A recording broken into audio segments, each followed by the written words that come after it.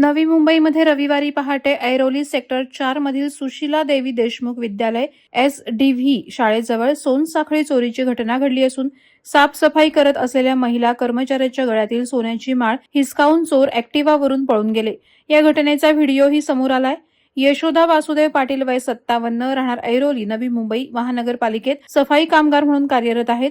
दिनांक 30 नोव्हेंबर 2025 रोजी सकाळी 6:30 वाजता त्या SDV विद्यालयासमोरील रस्त्यावर झाडू मारत असताना मागून आलेल्या काळ्या रंगाच्या ऍक्टिव्हावरील 2 अनोळखी इसमांपैकी मागे बसलेल्या चोरानं त्यांच्या पाठीवर थाप मारत गळ्यातील सुमारे 8 ग्रॅम वजनाची अंदाजे 40,000 रुपये किमतीची सोनसाखळी हिसकावून नेली।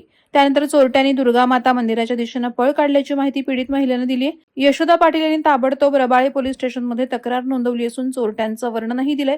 दोन्ही आरोपींचं वय अंदाजे 20 ते 25 वर्ष असून चालकाने काळा शर्ट पॅन्ट आणि हेल्मेट घातलं होतं, तर मागे बसलेल्या इस्मानं पांढरा शर्ट आणि करडा फुल पॅन्ट परिधान केलेली होती। याबाबत रबाळे पोलिसांनी आरोपींचा शोध घेण्याचे प्रयत्न सुरू आहेत।